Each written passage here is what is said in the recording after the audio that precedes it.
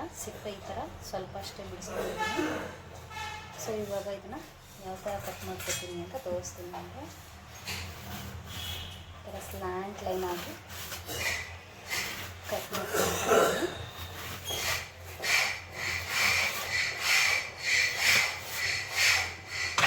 ನೋಡಿ ಈ ಥರ ನಿಮ್ಗೆ ಯಾವ ಶೇಪ್ ಬೇಕೋ ಆ ಥರ ಕಟ್ ಮಾಡ್ಕೊಬೇಕು.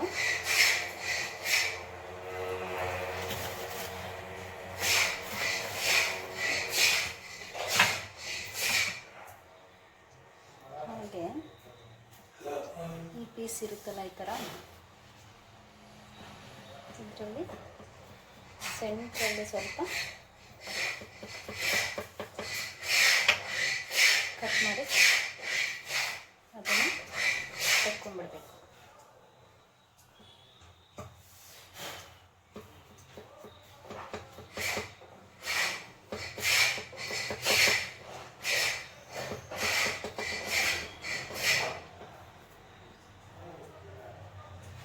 ಹಾಂ, ಈ ಥರ ಕಾಣಿಸ್ತಾ ಇದೆಯಾ?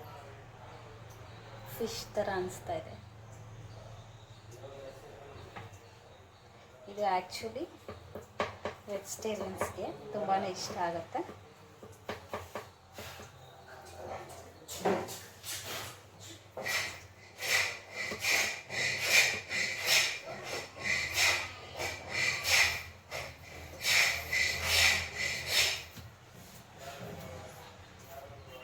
ನೀವು ಬೇಕಿದ್ದರೆ ಈ ಥರನೇ ಹಾಕ್ಕೋಬೋದು, ಏನು ಕಟ್ಸು ಹಾಕಿ ಹಾಗೆ ಸೆಂಟ್ರಲ್ಲಿ.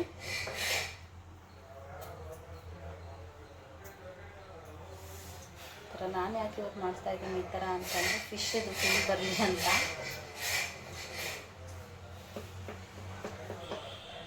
ಇವತ್ತು ಹನುಮಾನ್ ಜಯಂತಿ ಇದೆ, ಡಿಸೆಂಬರ್ 2 ಹನುಮಾನ್ ಜಯಂತಿ ಇದೆ ಅಂತ ಎಲ್ರಿಗೂ ಗೊತ್ತು. ಸೊ ಹಾಗಾಗಿ ನಾನ್ ವೆಜ್. ಸೊ ಇದನ್ನು 100% ವೆಜ್ ಆಗಿರೋದ್ರಿಂದ ವೆಜಿಟೇರಿಯನ್ಸ್ ಇದನ್ನು ಆರಾಮಾಗಿ ಇಷ್ಟಪಟ್ಟು ತಿಂತಾರೆ. ಈ ಥರ ಕಟ್ ಮಾಡ್ಕೊಂಡಿರೋದನ್ನು ನಾನು ಈ ಬೌಲಲ್ಲಿ ಸಾಲ್ಟು ಮತ್ತು ಟರ್ಮರಿಕ್ ಹಾಕ್ಕೊಂಡಿದ್ದೀನಿ. ಆ ವಾಟರಲ್ಲಿ ಹಾಕಿಡ್ತಾ ಇದ್ದೀನಿ.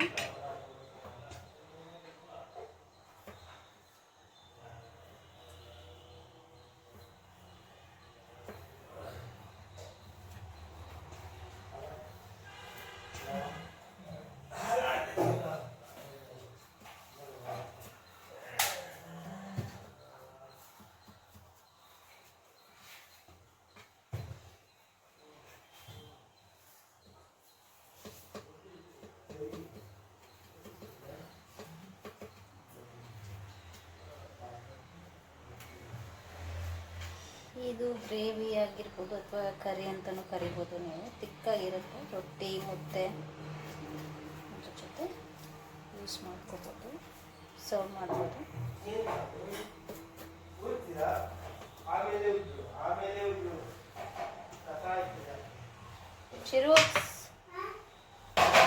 ನೋಡಿ ಈ ಜಾರಲ್ಲಿ ಮಸಾಲೆಗೆ ಅಂತ ನಾನು ಶುಂಠಿ, ಬೆಳ್ಳುಳ್ಳಿ, ಹಾಗೆ ಧನಿಯಾ ಕಾಳು, ಜೀರಿಗೆ, ಒಂದು ಈರುಳ್ಳಿ ಹಾಕ್ಕೊಂಡು ರುಬ್ಕೊಂಡಿದ್ದೀನಿ. ಇದಕ್ಕೆ ನಾನು ಚಕ್ಕೆ ಲವಂಗ ಏನೂ ಹಾಕ್ತಾ ಇಲ್ಲ. ಯಾಕೆ ಅಂದರೆ ಇದರ ಈ ಗ್ರೇವಿಯಲ್ಲಿ ನಾವು ಹುಣಸೆ ರಸ ಯೂಸ್ ಮಾಡ್ತಾ ಇದ್ದೀವಿ.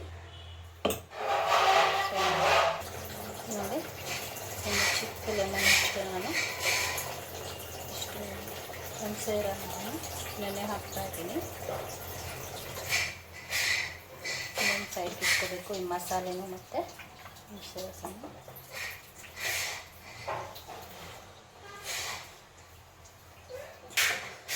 ಈಗ ಇದನ್ನು ಸೈಡ್ ಇಟ್ಬಿಟ್ಟು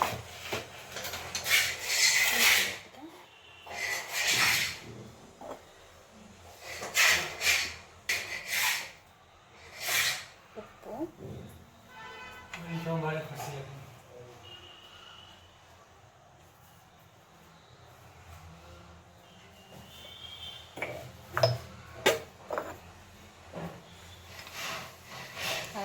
ಅರಿಶಿನ,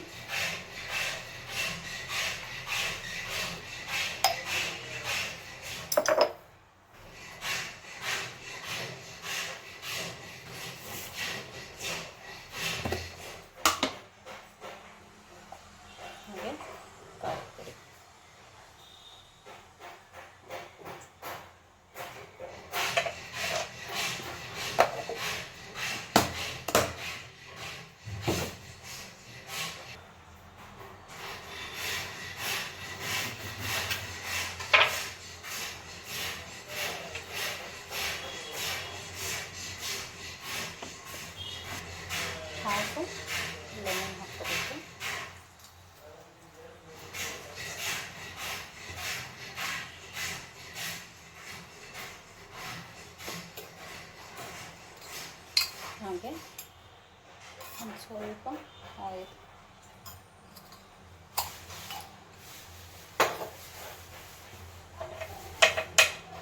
ಬೆಸ್ಟ್ ನೀಟಾಗಿ ಮಿಕ್ಸ್ ಮಾಡ್ಕೋಬೇಕು.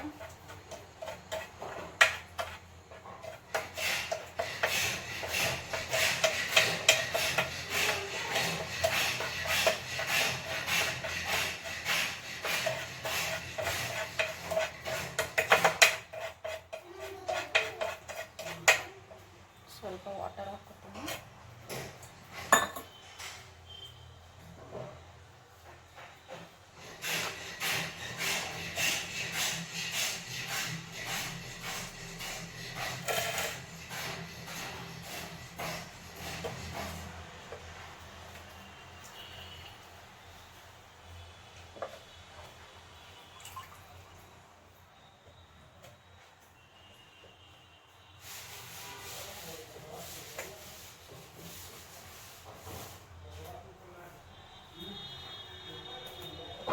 ಈ ಥರ ಕುಕ್ಕಿಂಗ್ ಆದರೆ ಸಾಕು.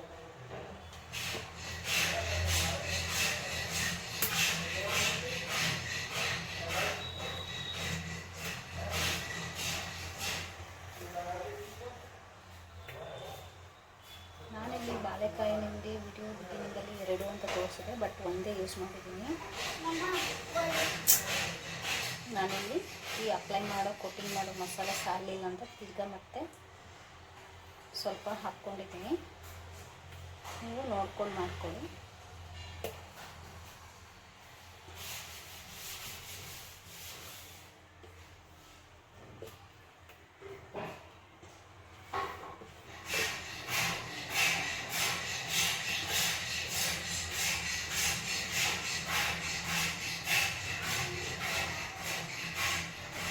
ನೋಡಿ ಎಲ್ಲನೂ ರೆಡಿ ಆಗಿದೆ.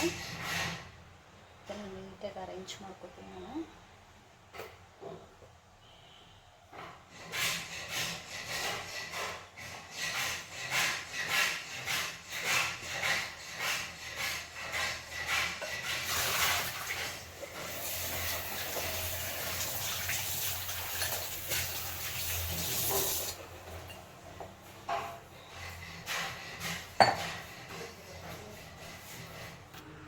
ತವಾ ಇಟ್ಬಿಟ್ಟು ತವಾದಲ್ಲಿ ಸ್ವಲ್ಪ ಆಯಿಲ್ ಹಾಕ್ಕೊಂಡಿದ್ದೀನಿ.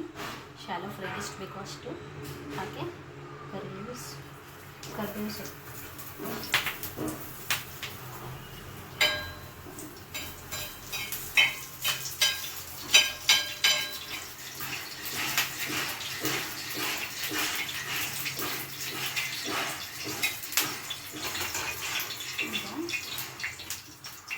ಇನ್ನೇನು ಮ್ಯಾರಿನೇಟ್ ಮಾಡಿ ಇಟ್ಕೊಂಡಿರ್ತೀವಲ್ಲ ಅದನ್ನು ಈ ಥರ ಶಾಲೋ ಫ್ರೈ ಮಾಡ್ಕೋಬೇಕು.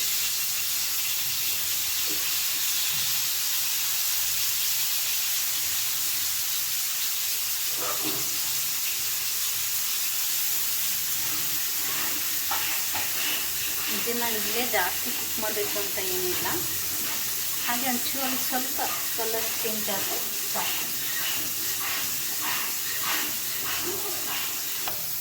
ಇವಾಗ ಪೇಸ್ಟ್ ಹಾಕೋಣ. ಒಂದು 2 to 3 ಮಿನಿಟ್ಸ್ ಹಾಕಿದ್ರೆ ಸಾಕು.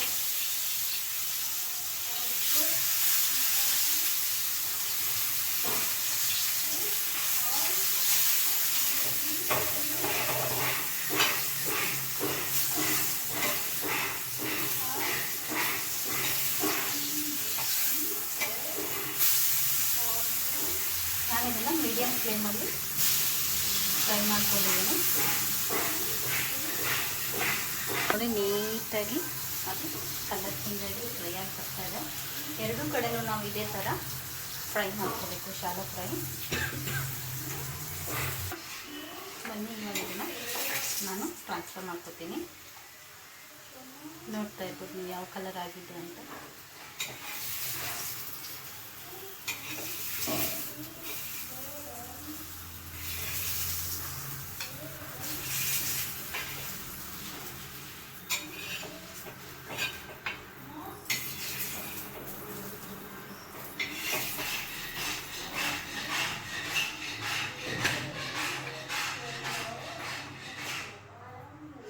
ಫ್ಲೇಮ್ನ ನಾನು ಸಿಮ್ಮಲ್ಲಿ ಇಟ್ಟಿದ್ದೀನಿ.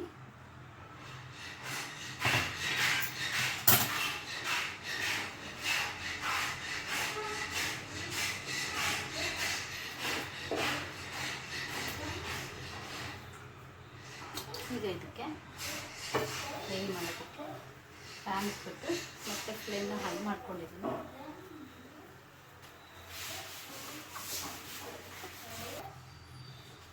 ಆಯಿಲ್ ಹಾಕ್ಕೊಂಡಿದ್ದೀನಿ, ಸ್ವಲ್ಪ ಜಾಸ್ತಿನೇ ಇರಲಿ, ಅಂದರೆ ತೀರಾ ಜಾಸ್ತಿನೇ ಬೇಡ.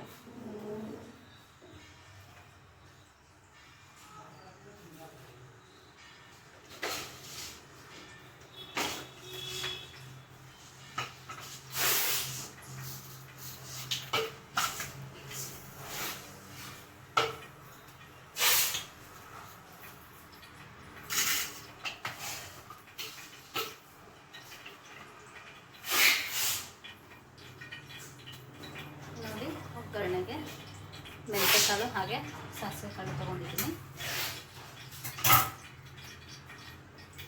ಆಯಿಲ್ ಹೀಟ್ ಹಾಕಿದ್ವಿ ಅಂತ ನೋಡಿಕೊಂಡು ಹಾಕೋಬೇಕಾಗುತ್ತೆ.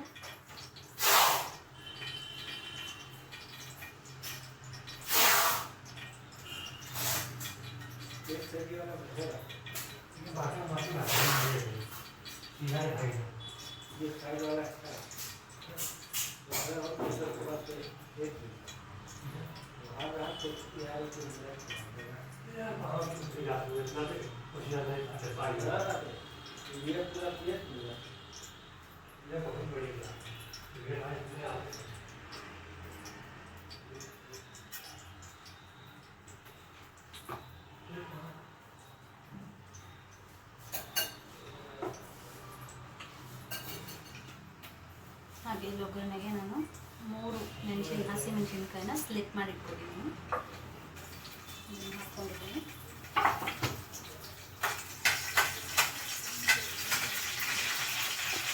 ಈಗ ಮೆಣಸಿನ್ಕಾಯಿ ಫ್ರೈ ಮಾಡಿದ್ಮೇಲೆ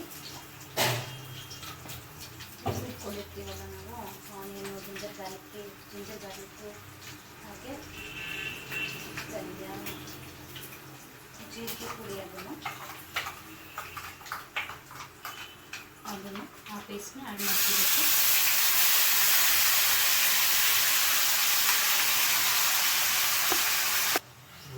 ಈಗ ಆ ಪೇಸ್ಟ್ ಹಾಕ್ಕೊಂಡಿದ್ಮೇಲೆ ಅದನ್ನು ಸ್ವಲ್ಪ ತಿರುಗಿಸ್ಕೋಬೇಕು. ಅದು ಹಸಿ ವಾಸನೆ ಹೋಗೋವರೆಗೂ ಬಿಡಬೇಕು.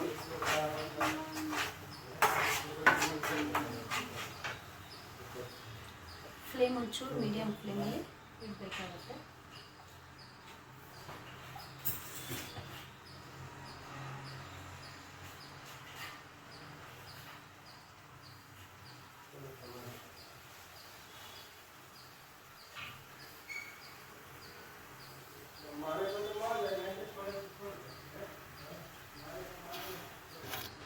ಇದಾಗಿದೆ. ಇದಕ್ಕೆ ಖಾರದ ಪುಡಿ 1 ಸ್ಪೂನ್ ಹಾಕ್ಕೊಂಡಿದ್ದೀನಿ, ಇದು ಚಿಕ್ಕ ಸ್ಪೂನು.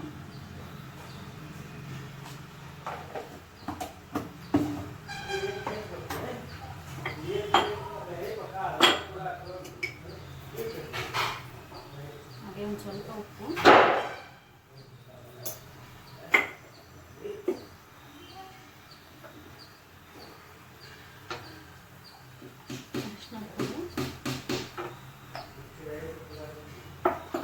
ಇಷ್ಟನ್ನು ಹಾಕ್ಕೊಂಡು ಒಳ್ಳೆ ಚೆನ್ನಾಗಿ ಮಿಕ್ಸ್ ಮಾಡ್ಕೋಬೇಕು.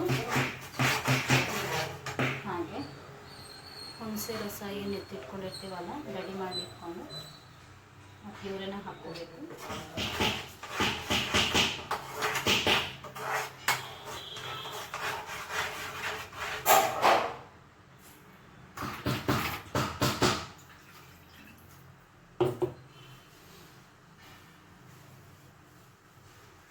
ಎಷ್ಟು ಬೇಕು ನಿಮಗೆ ಗ್ರೇವಿ ಬೇಕು ಅಂತಂದರೆ ಅದಕ್ಕೆ ಅಡ್ಜಸ್ಟ್ ಮಾಡ್ಕೊಂಡು ವಾಟರ್ ಆ್ಯಡ್ ಮಾಡ್ಕೊಂಡು ಇವಾಗ 1 ಕುದಿ ಬರಬೇಕು.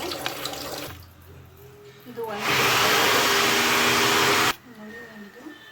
ಕುದಿ ಬಂದಿದೆ. ಈಗ ನಾವೇನು ಮಾಡಬೇಕು ಅಂದರೆ ಈ ಫ್ರೈ ಮಾಡಿ ಇಟ್ಕೊಂಡಿರ್ತೀವಲ್ಲ ಶೇಂಗಾ ಫ್ರೈ, ಆ ಬನಾನ ಹಾಕ್ಕೋಬೇಕು. ಬಾಳೆಕಾಯಿ ಹಾಕ್ಕೊಂಡು 1 ನಿಮಿಷ ಇದನ್ನು ಮುಚ್ಚಳ ಮುಚ್ಚಿ ಬೇಯಿಸ್ಕೋಬೇಕು.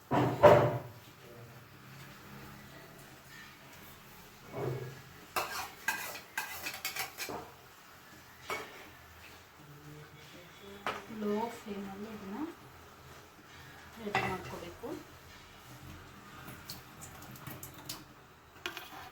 ಕ್ಲೋಸ್ ಮಾಡಿಬಿಡಿ. ಇದನ್ನು ಬೇಯಿಸ್ಕೊಳ್ಳೋಣ.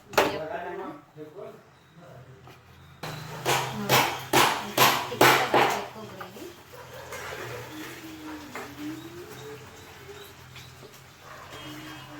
ನೋಡಿ ಈ ಥರ ಎಲ್ಲ ಅದಕ್ಕೆ ಕೋಟ್ ಆಗಬೇಕು ಆ ಗ್ರೇವಿ ಪೀಸಸ್ ಎಲ್ಲ. ಸೊ ಇವಾಗ ಫ್ಲೇಮ್ ಆಫ್ ಮಾಡಿಬಿಟ್ಟು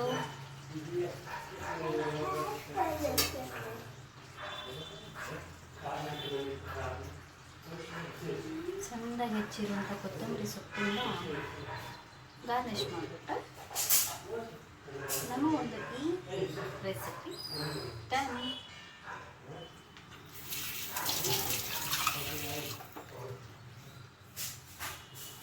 ಈ ವಿಡಿಯೋ ನಿಮಗೆ ಇಷ್ಟ ಆಗಿತ್ತು, ಲೈಕ್ ಕಮೆಂಟ್ ಶೇರ್ ಮಾಡಿ, ಹಾಗೆ ನನ್ನನ್ನು ಸಪೋರ್ಟ್ ಮಾಡಿ ಅಂತ ಹೇಳ್ತಾ ಎಲ್ಲರಿಗೂ ಥ್ಯಾಂಕ್ಸ್ ಫಾರ್ ವಾಚಿಂಗ್. ಬಾಯ್. ಈ ವಿಡಿಯೋದಲ್ಲಿ ಸ್ವಲ್ಪ ಡಿಸ್ಟರ್ಬೆನ್ಸ್ ಇರೋದ್ರಿಂದ ಕ್ಷಮೆ ಇರಲಿ ಅಂತ ಕೇಳ್ಕೊತೀನಿ.